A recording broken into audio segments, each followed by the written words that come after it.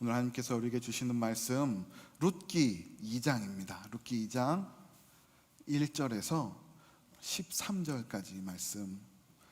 여러분이 한 절씩 교독하시고 우리 마지막 절 다 같이 읽겠습니다. 룻기 2장 1절에서 13절까지 말씀 제가 먼저 읽습니다. 나오미의 남편 엘리멜렉의 친족으로 유력한 자가 있으니 그의 이름은 보아스더라.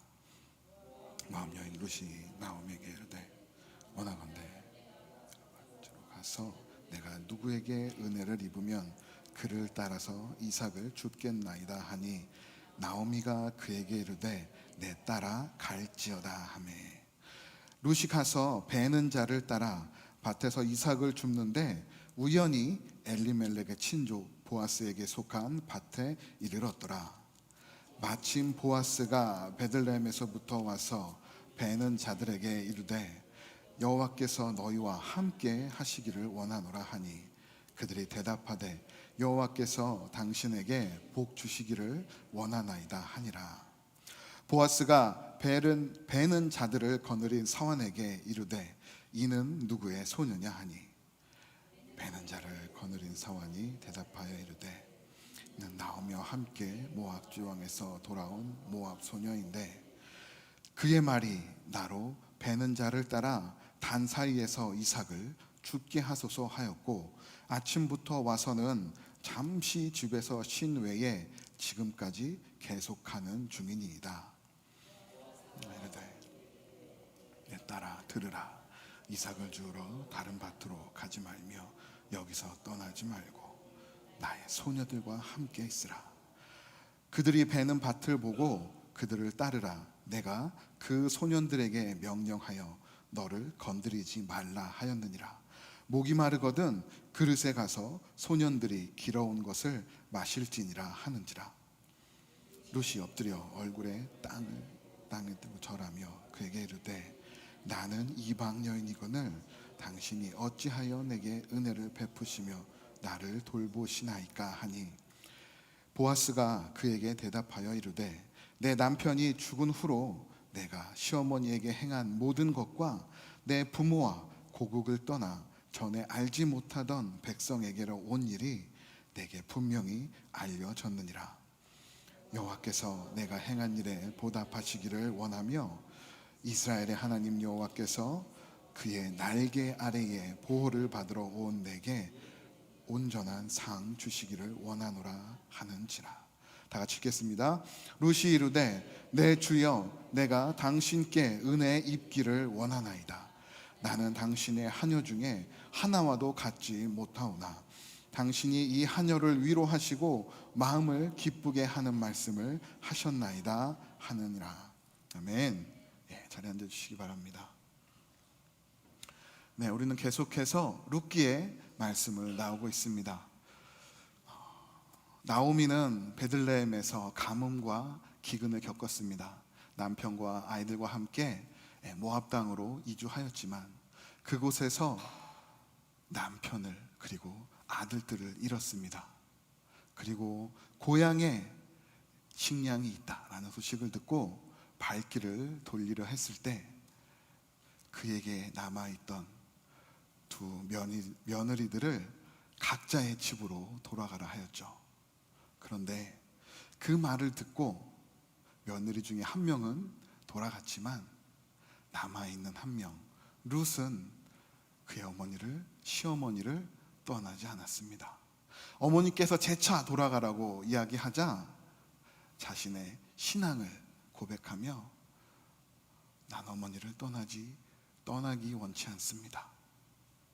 어머니의 하나님이 나의 하나님이, 어머니의 백성이 나의 백성이 되기 원합니다라고 어머니를 끝까지 붙들었고 이제 나오미와 룻은 둘만이 어머니의 고향인 베들레헴으로 돌아왔습니다. 오늘 말씀은 그렇게 베들레헴에서 새롭게 시작되는 이들의 삶에 어떠한 일들이 일어나는지를 말씀하고 있습니다. 준비된 그림 한 장 다 같이 보실까요? 이 그림은 너무나 유명한 그림이죠. 다들 잘 아시죠? 우리 프랑스의 화가인 밀레의 이삭 줍는 여인들입니다. 추수의 흔적이 남아있는 가을 들판에 세 명의 여인이 땅에 남아있는 이삭을 줍고 있습니다. 제일 왼편에 있는 여인은 이삭을 줍기 위해서 손을 뻗치고 있고요. 가운데에 있는 여인은 이삭을 잡고 있죠. 그리고 마지막에 있는 여인은 어떻게 하고 있습니까? 그 이삭을 주워서 자기 앞치마 속 주머니에 넣고 있어요. 밀레는 이 세 명의 여인의 모습을 그리며 이삭을 줍는 일이 쉽지 않다, 허리를 굽혔다 폈다 하면서 이삭을 줍어야 하는 이 노동의 신성함을 나타내고 있습니다. 그런데 그와 더불어서 그림의 뒤편에 보시면 풍성한 곡식단이 혹시 보이십니까? 저는 처음에 저게 나무인 줄 알았어요. 그런데 자료를 찾다 보니까 나무가 아니라 곡식단이라고 합니다. 저렇게 풍성이 수북히 쌓여있는 곡식단과 앞에서 이삭 하나하나씩을 줍고 있는 이 여인들의 삶을 대비시키고 있어요. 이 대비를 통해서 그 당시의 사회상을 말해주고 있습니다. 부유한 자들은 계속해서 풍성한 곡식들을 가져가지만 이 여인들은 하루하루 일하는 것이 쉽지 않다. 저렇게 힘든 노동을 통해서 그들의 삶을 이어가고 있는 사람들도 있다라고 말을 하고 있습니다. 이 그림이 1800년 중반에 그려진 그림입니다. 그런데 사실 지금 우리가 살고 있는 세상에도 저와 같이 부익부 빈익빈의 모습들이 있지 않습니까? 그런데 그러한 모습이 1800년대 뿐만 아니라 지금 우리가 살아가고 있는 시대와 더불어서 오늘 이 룻기가 기록된 이 사사시대에도 마찬가지로 있었던 것 같아요. 오늘 본문 2절 말씀에 보시면 이렇게 기록하고 있습니다. 모압 여인 룻이 나오미에게 이르되 원하건대 내가 밭으로 가서 내가 누구에게 은혜를 입으면 그를 따라 이삭을 줍겠나이다. 어머니를 따라 베들레헴으로 온 이 룻이 어머니 제가 나가서 이삭들을 주워오겠습니다 라고 요청하고 있어요. 왜 룻은 밭으로 나가서 이삭을 주어야 했을까요? 이 시대가 가부장적인 시대라고 말씀을 드렸습니다. 이 시대의 여인들은 일자리를 구하기가 쉽지 않았어요. 남편을 잃은 나오미와 룻은 그들이 쉽게 나아가서 일을 할 수 없었습니다. 더군다나 이 룻이라는 여인은 유대인이 아니고 모압 이방 여인이었습니다. 그렇기 때문에 더욱더 그 시대에 일자리를 구할 수가 없었죠. 그래서 그 당시 사람들이 할 수 있는 가장 낮은 천한 일, 사람들이 추수하다가 남은 곡식들, 그 곡식들의 이삭을 줍는 일을 하겠다라고 시어머니께 요청을 하고 있습니다. 그리고 시어머니는 그 요청을 허락하며 다녀오라라고 말을 하고 있어요. 그런데 여기 우리 본문 2절에 보시면 룻이 단서를 하나 답니다. 내가 누구에게 은혜를 입으면, 지금 나오미와 룻이 처해 있는 상황이 그만큼 쉽지 않다는 말씀이죠. 그저 자신이 들에 나아가서 밭에 나아가서 이삭을 줍겠다고 해서 줄 수 있는 상황이 아니라는 말입니다. 일어날 수 있기가 쉽지 않지만 혹시 누군가가 나에게 은혜를 베풀어 준다면 어머니 제가 나아가서 오늘 하루 먹을 음식을 구해올 수 있지 않겠습니까? 어머니 허락해 주시면 제가 나아가 보겠습니다라고 요청을 하는 것입니다. 이러한 롯의 소망이 담긴 요청에 오늘 본문에 보시면 롯은 귀한 은혜를 경험합니다. 오늘 본문 10절 말씀 보실까요? 10절 말씀을 보시면 롯이 엎드려 땅에 대고 절하며 그에게 이르되 나는 이방 여인이거늘 당신이 어찌하여 내게 은혜를 베푸시며 나를 돌보시나이까. 그렇게 은혜를 사모하는 마음으로 어머니께 요청을 하고 또 밖에 나아갔을 때 이 룻은 그 은혜를 얻는 귀한 경험을 하였습니다. 그리고 본문 12절 말씀에 보시면 또 이런 은혜도 받습니다. 여호와께서 내가 행한 일에 보답하시기를 원하며 이스라엘의 하나님 여호와께서 그의 날개 아래에 보호를 받으러 온 내게 온전한 상 주시기를 원하노라. 그저 하루하루의 삶을 이뤄갈 수 있는 은혜만 받은 것이 아니라 그 이방 여인 가운데 하나님의 보호하심, 하나님의 은혜를 품을 수 있는 소망도 함께 가지게 되었습니다. 우리 인생 가운데 여러 순간들이 다가옵니다. 우리가 예상하지 못하는 순간들 가운데에는 기쁨과 환희의 순간도 있지만 때로는 우리를 낙심하게 하고 절망에 빠뜨리는 어려움의 순간들도 다가올 때가 있어요. 그럴 때 우리는 어떻습니까? 때로는 당황합니다. 무엇을 해야 할지 알지 못합니다. 그러나 오늘 말씀을 우리가 굳게 붙들면 우리가 그 어려운 순간 가운데에서도 어떻게 해야 할지를 깨달을 수 있어요. 하나님의 백성들은 우리 가운데 어려움들이 찾아올 때 그저 주저앉고 당황하지 않습니다. 하나님께 믿음의 손을 내밀며 그분의 은혜를 기대합니다. 그렇게 하나님 앞으로 믿음으로 가지고 나아갈 때 하나님께서 우리 가운데 룻이 받아 누린 은혜와 같은 귀한 은혜들을 베풀어 주실 줄 믿습니다. 오늘 말씀을 붙들고 우리도 그 모든 은혜들 가운데로 들어가시기 바라요. 그러면 하나님께서는 어떻게 그의 백성들에게 그 귀한 은혜들을 베풀어 주실까요? 오늘 말씀은 첫 번째로 하나님께서는 하나님의 방법대로 그 은혜들을 베풀어 주신다라고 말씀합니다. 오늘 본문 3절 말씀 다 같이 보실까요? 3절 말씀 한번 읽어보겠습니다. 룻이 가서 베는 자를 따라 밭에서 이삭을 줍는데 우연히 엘리멜렉의 친족 보아스에게 속한 밭에 이르렀더라. 룻은 시어머니 나오미의 허락을 받고 이삭을 주우러 나아갑니다. 오늘 본문 3절에서는 그렇게 도착한 밭이 어디냐면 보아스의 밭이래요. 그런데 이 보아스의 밭에 룻은 알고 들어간 것이 아니라 성경에서는 우연히 들어갔다라고 말씀하고 있습니다.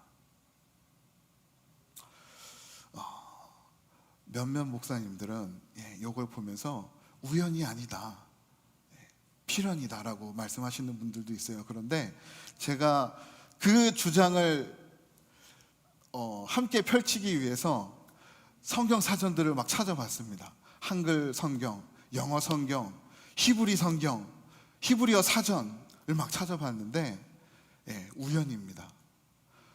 이 우연이라는 뜻은 뭘까요?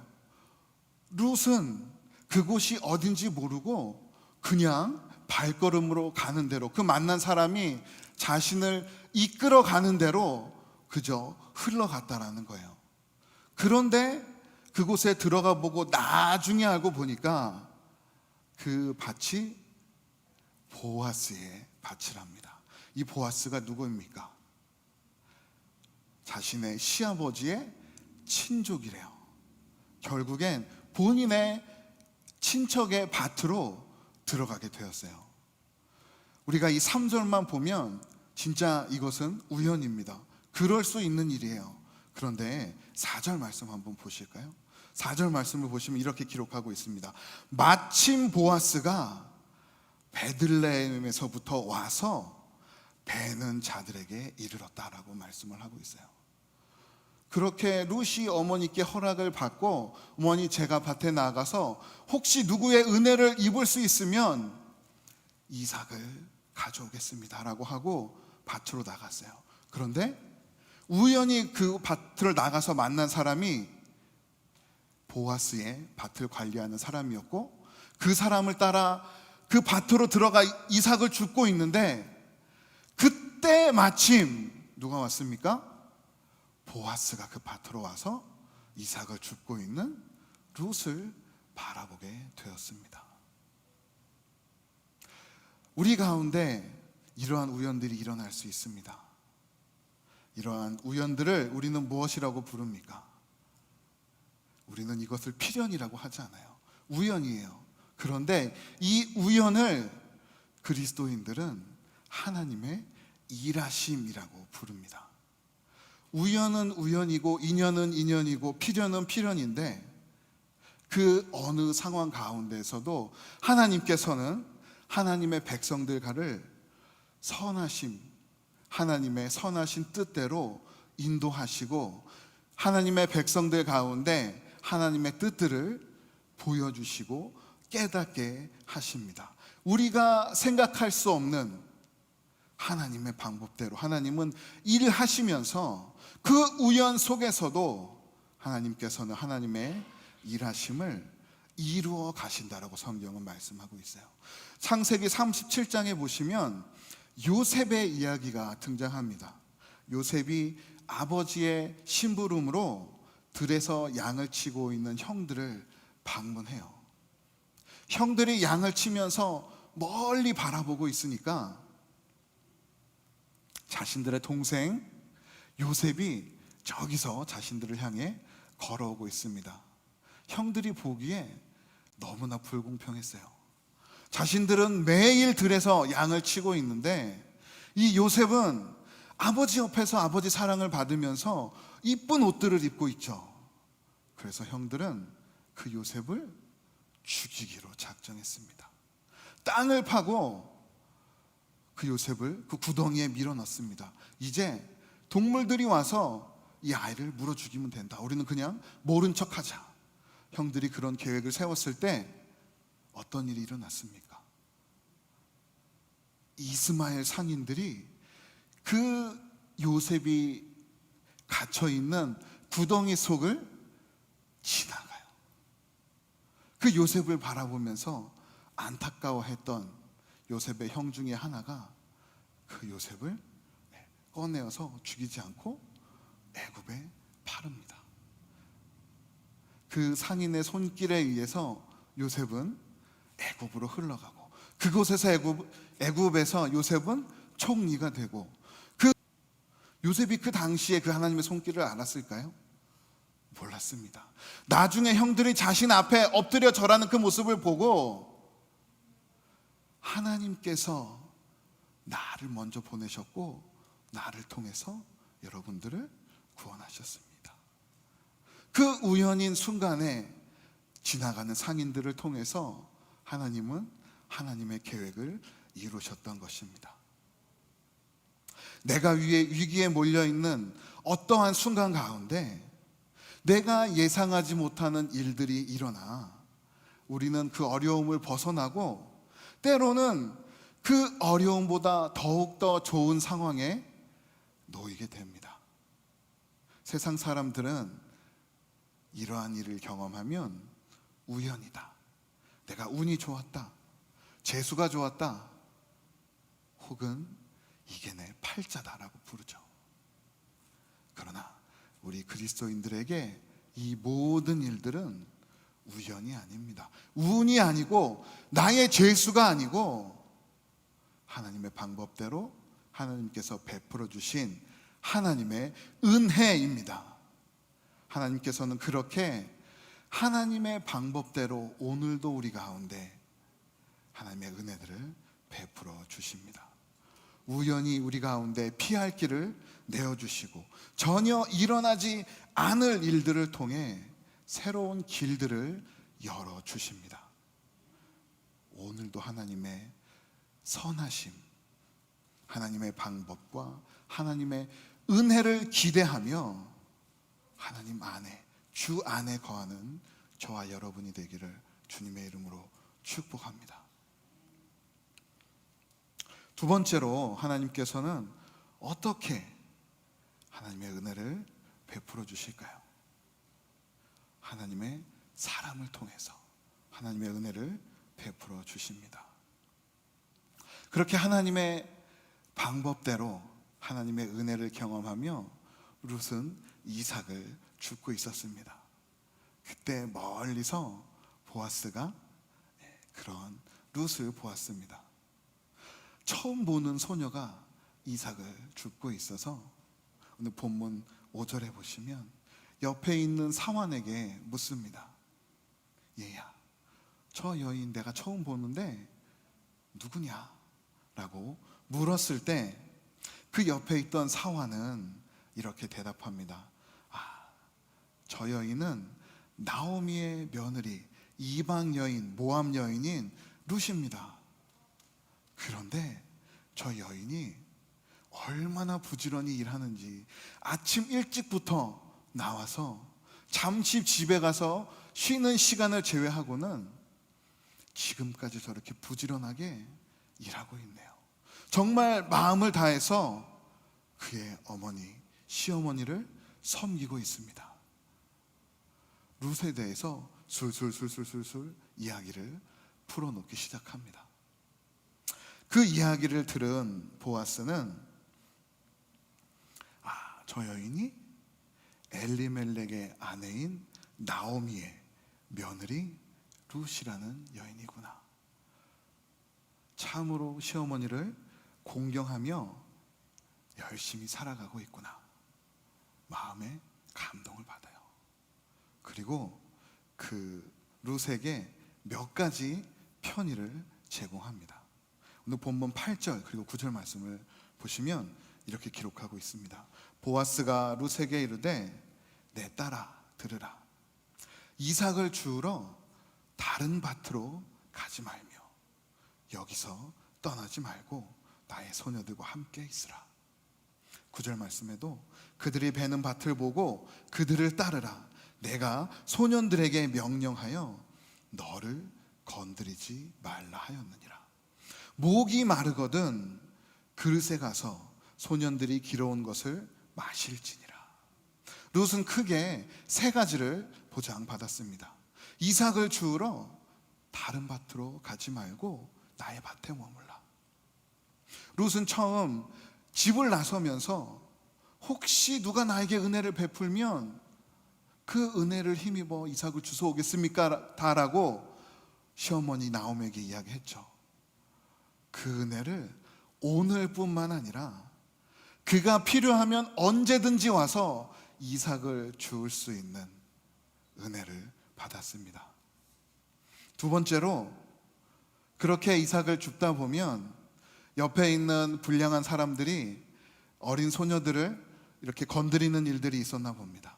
내가 그 소년들에게 명령하여 너를 건드리지 못하게, 해치지 못하게 하겠다. 그 이삭을 줍는 동안 위험에서 보호받는 안전을 허락해 주겠다라고 두 번째 은혜를 받았습니다. 세 번째, 목이 마르거든 그릇에 가서 소년들이 길어온 것을 언제든지 자유롭게 마시라.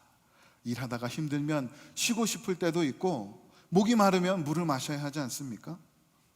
집에 다녀올 필요 없이 귀찮게 어떤 일을 할 필요 없이 그저 그곳에 있는 물을 언제든지 마시고 쉴 수 있는 은혜를 받았습니다.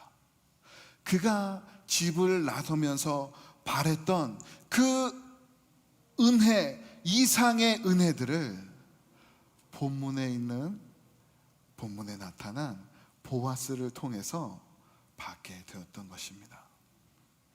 이 보아스라는 이름의 뜻이 무엇일까요? 열왕기상 7장에 보시면 솔로몬이 하나님의 성전을 완성합니다.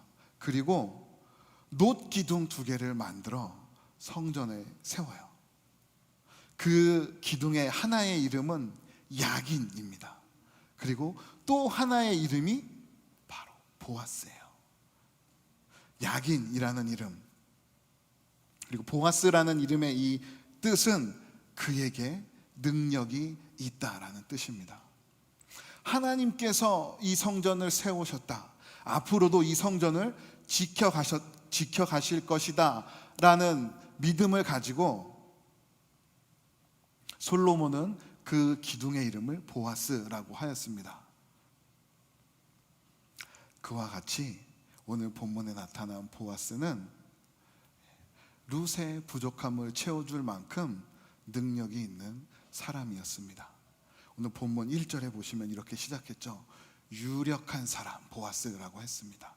그 당시 그 마을의 지주였고 사람들에게 은혜를 베풀 정도로 능력을 가지고 있던 사람, 하나님께서는 그러한 하나님의 사람 보아스를 룻에게 붙여주셔서 그에게 삶에 필요한 은혜들을 하나씩 하나씩 더해 주신 모습을 우리는 오늘 말씀을 통해 볼 수 있습니다. 하나님께서는 우리 인생 가운데에도 하나님의 사람으로 붙여주시고 그들을 통해서 우리 삶 가운데 하나님의 은혜들을 허락해 주십니다. 하나님의 손길을 경험하게 하십니다. 성경은 우리 모두가 죄인이라고 말씀하고 있습니다. 모든 사람이 죄를 범하였음에 하나님의 영광에 이르지 못하더니, 우리 모든 인간들은 그렇게 죄로 인해서 죽은 존재였습니다. 소망 없는 존재들이었습니다. 그런데 하나님께서 그렇게 죽은 인간들을 보시고 하나님의 사람 예수 그리스도를 통해 우리 가운데 구원의 길을 열어주셨습니다. 그 구원의 길을 열어주신 하나님의 방법이 바로 예수 그리스도를 십자가에 달려 죽게 하심으로, 그의 생명을 내어주시고 예수 그리스도의 보혈을 흘리게 하심으로 그의 죽으심과 부활을 믿는 자들 모두에게 죽지 않는 영원한 생명과 영원한 삶을 허락해 주셨다라고 성경은 말씀하고 있습니다. 이 자리에 앉아 있는 예배자들, 우리 모두가 그 예수 그리스도의 이름을 붙들고 십자가의 공로를 믿고 그 은혜로 살아가는 하나님의 백성들인 줄 믿습니다. 그런데요, 그렇게 예수 그리스도의 은혜로 살아가는 우리들 가운데에도 여전히 삶의 불안한 요소들이 찾아옵니다. 어려움들이 찾아옵니다. 때로는 나의 건강, 우리 가족의 건강, 우리 삶의 경제적인 불안함, 우리의 신앙의 흔들림, 여러 가지 요소들이 우리의 마음을, 우리의 삶을 흔들 때가 있어요. 그럴 때 우리는 어떻게 해야 할까요? 오늘 주신 말씀 꼭 기억하시기 바랍니다. 하나님의 은혜를 구하며 주님 앞으로 나아가시기 바라요. 앞길이 보이지 않을 때 혹시 모를 은혜를 기대하며 밭으로 나아갔던 룻처럼 내 삶에 깜깜한 어두움이 내 앞을 가로막고 있을지라도 나에게 은혜 베풀어 주실 하나님의 손길을 기억하며 하나님의 은혜를 구하시기 바랍니다. 우리가 그렇게 하나님의 은혜를 구할 때 하나님께서 하나님의 방법대로 하나님의 사람을 통해서 하나님의 귀한 은혜들을 우리 가운데 흘려 보내주실 줄 믿습니다. 그런 하나님의 사람들이 바로 우리들 옆에 함께하고 있어요. 우리들 앞뒤에 옆에 앉아 계신 한 사람 한 사람이 우리가 하나님의 사랑을 흘려 보내야 할 사람들이고, 때로는 하나님의 손길과 하나님의 은혜를 흘려 나에게 전해줄 하나님의 일꾼들, 하나님의 사람들입니다. 그렇게 우리는 예수 그리스도 안에서 서로를 섬기고 세워가야 할 공동체가 되었습니다. 우리가 하나님께 한 마음으로 예배하며 우리 주 예수 그리스도 안에서 교제하며 함께 믿음을 나누고 기도하며 죄 몸된 교회를 세워가고 우리의 삶의 여러 부분들을 나누고 하나님의 사랑으로 하나님의 은혜로 서로를 채워가는 예수 그리스도의 거룩한 공동체가 되기를 주님의 이름으로 축복합니다. 오늘 주신 말씀을 붙들고 함께 나아갈 때 하나님께서 우리의 가정과 우리의 공동체, 우리의 삶을 하나님의 은혜로 채워주실 줄